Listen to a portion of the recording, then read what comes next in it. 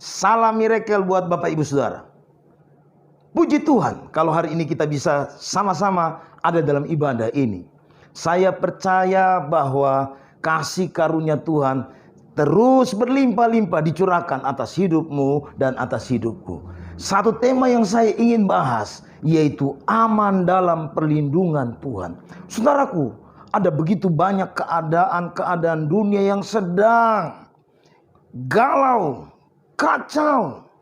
Kita melihat informasi berbagai negara sepertinya sedang menghadapi perang besar. Belum selesai peristiwa pandemi, muncullah masalah-masalah yang lain. Karena itu hari ini saya mau bilang buat kita, kita perlu perlindungan Tuhan buat hidup kita. Amin. Saudara, saya butuh perlindungan Tuhan untuk hari-hari ke depan. Nah, mari baca sama-sama Mazmur 27. Dari Daud, Tuhan adalah terangku dan keselamatanku. Kepada siapakah aku harus takut? Tuhan adalah benteng hidupku. Terhadap siapakah aku harus gemetar? Ayat ini bilang buat saudara dan saya bahwa kalau Tuhan itu terang kita, kalau Tuhan itu keselamatan kita, kalau Tuhan itu benteng hidup kita, maka kita tidak perlu takut dan khawatir dengan semua keadaan yang sedang terjadi bahkan akan datang dalam dunia ini. Karena satu perkara, kita punya Tuhan yang dahsyat dan luar biasa. Amin. Perhatikan ayat yang kelima. Sebab ia melindungi aku dalam pondoknya pada waktu bahaya. Ia menyembunyikan aku dalam persembunyian di kemahnya. Ia mengangkat aku ke atas gunung batu.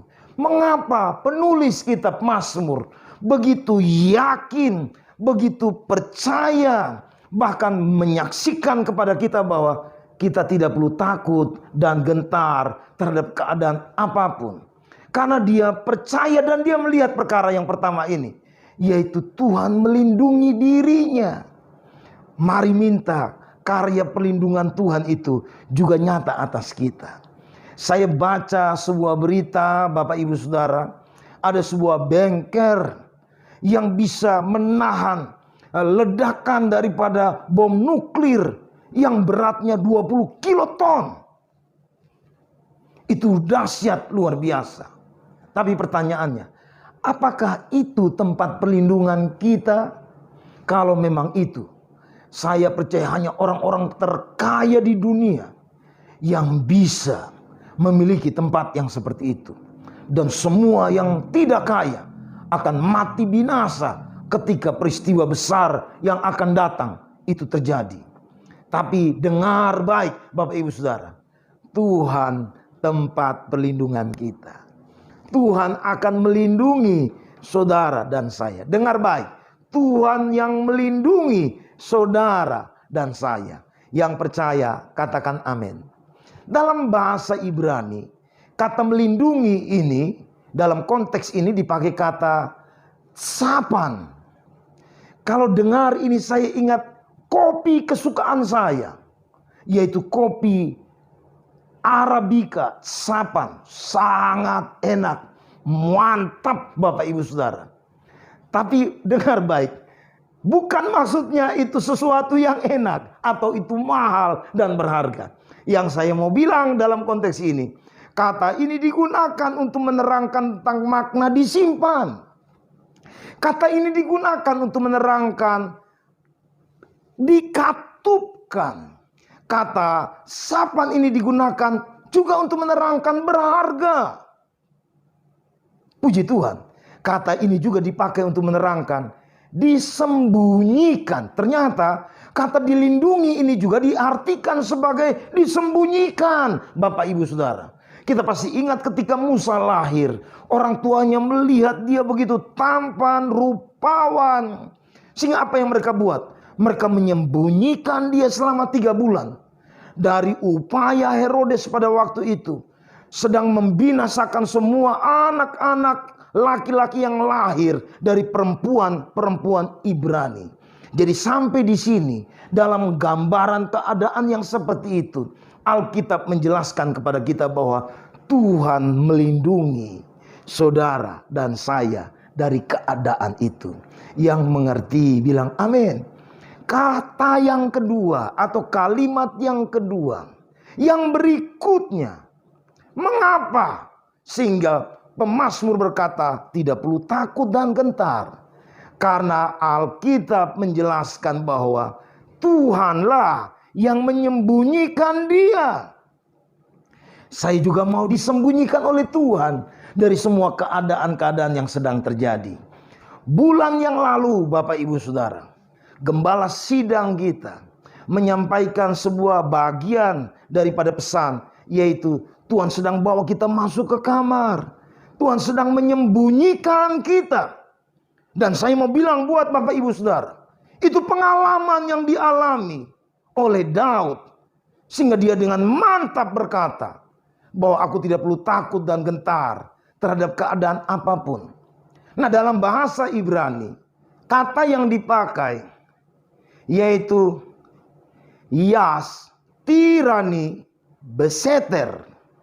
Kata yas tirani beseter itu digunakan untuk menerangkan tentang sembunyi. Kata ini menerangkan tentang disembunyikan.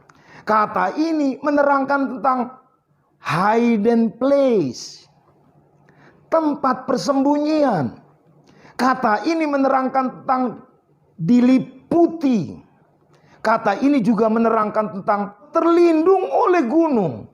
Saudara lihat ayat-ayat yang saya tulis sertakan di situ.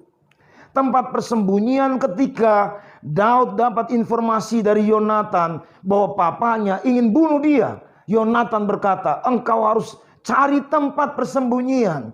Kata ini juga dipakai Bapak Ibu Saudara pada waktu istri Nabal, dia mengawasi atau dia mengintai.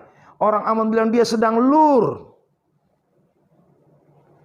Raja Daud sedang menuju ke kotanya untuk membunuh Nabal. Istilah seter itu dipakai di sana untuk menerangkan tentang tersembunyi.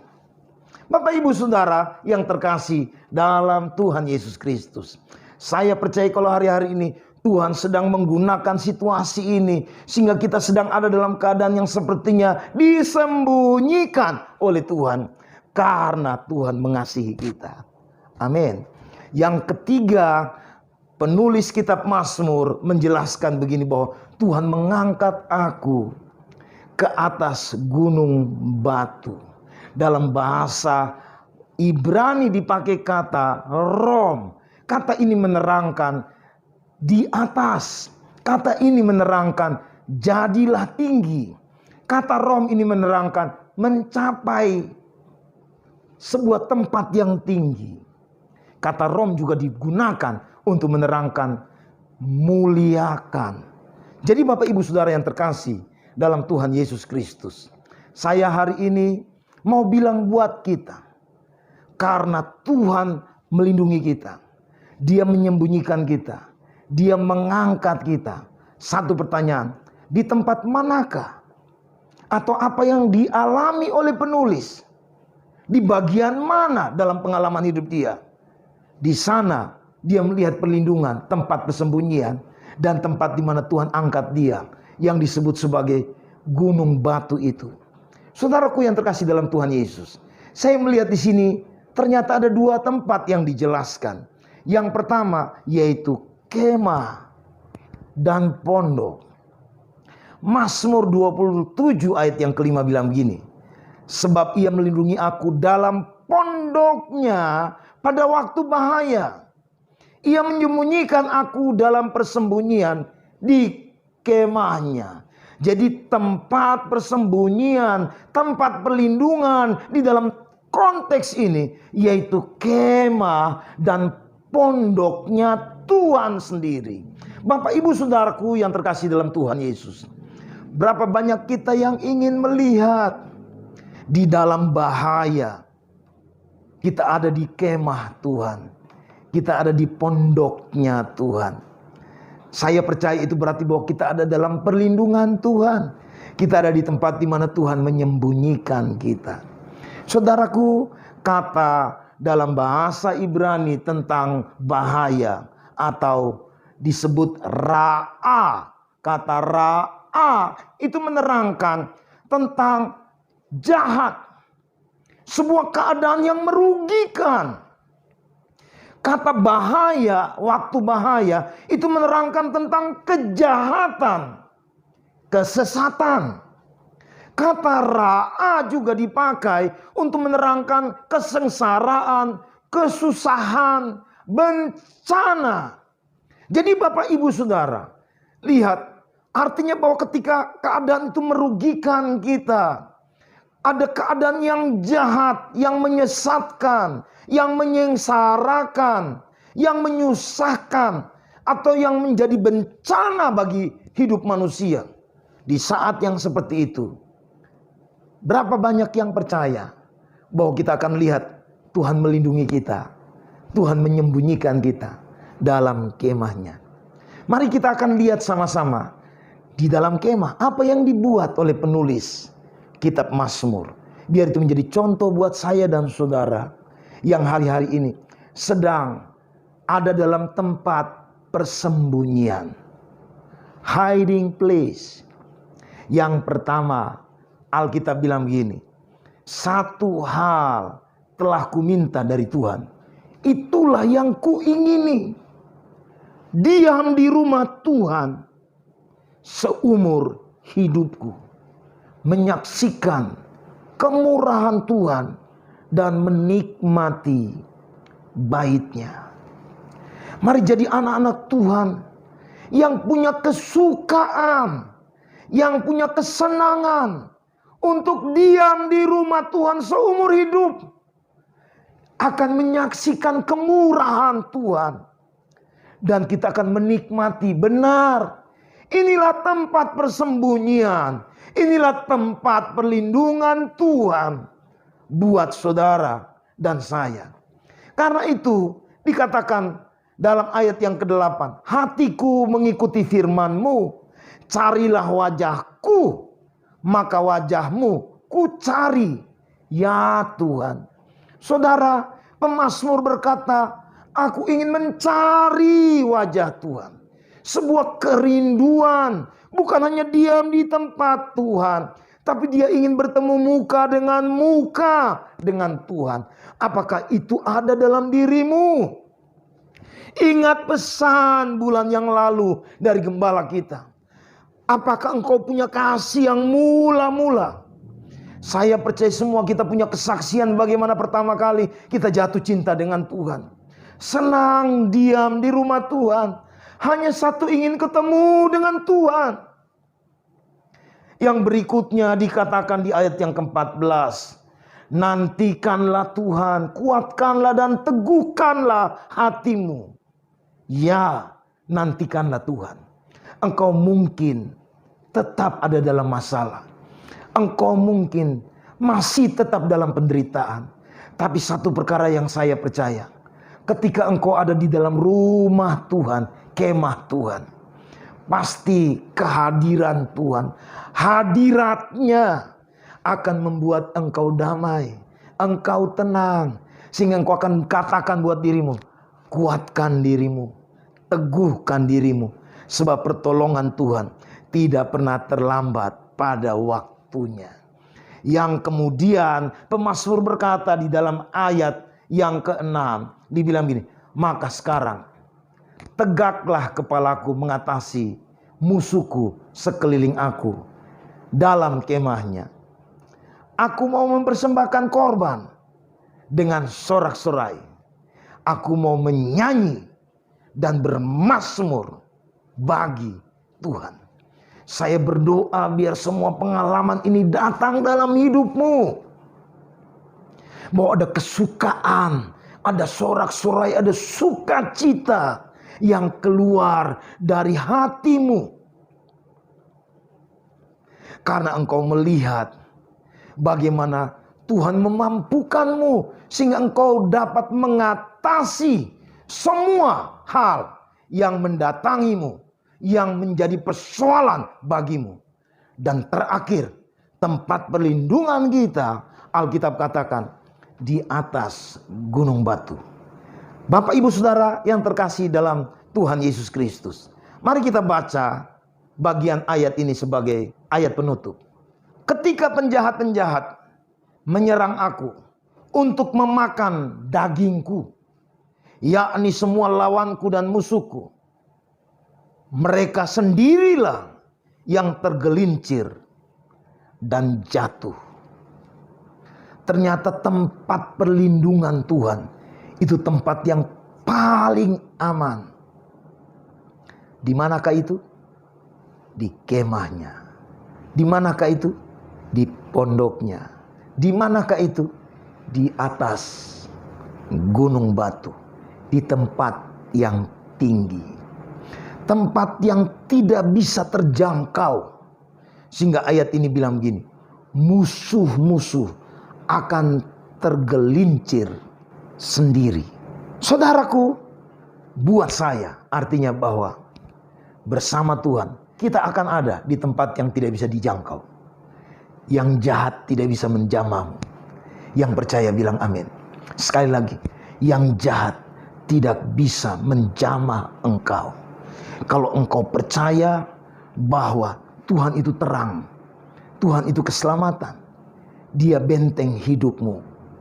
Kalau engkau percaya, Ia melindungimu, Ia melepaskanmu, Ia mengangkatmu ke atas gunung batu. Mari angkat tanganmu kepada Tuhan. Engkau yang ingin berkata, aku mau diam seumur hidup di dalam rumahmu. Engkau yang ingin berkata, aku mau ingin mencari wajahmu. Aku mau bertemu muka dengan Tuhan. Engkau yang ingin berkata, aku mau nantikan Tuhan. Engkau yang ingin berkata, aku mau bersorak-sorai kepada Tuhan.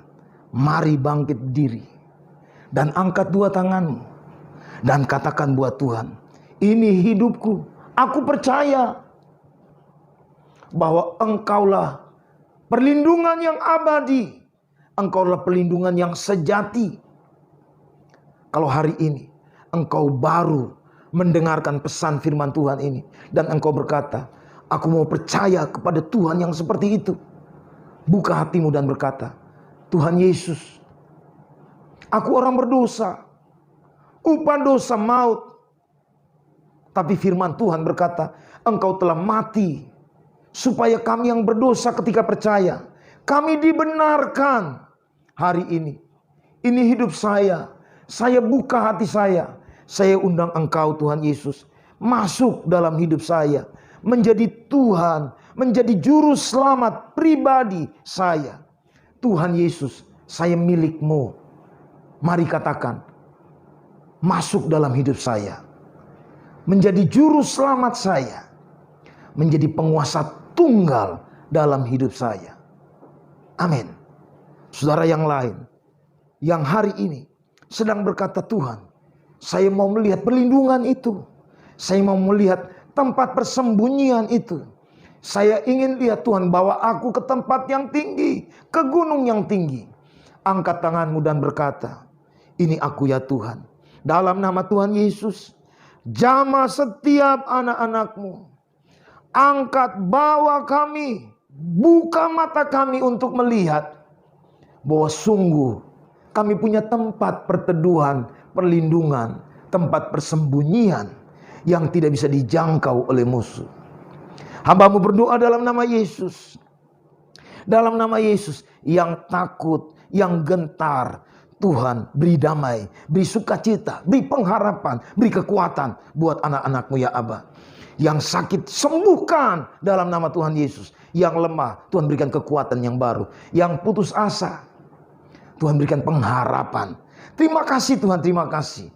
Dan hamba-Mu berdoa, berkati gereja-Mu dalam nama Tuhan Yesus, GBI MCC.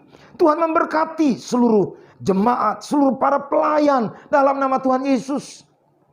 Biar kami tetap teguh di dalam Tuhan. Terima kasih Tuhan Yesus, terima kasih.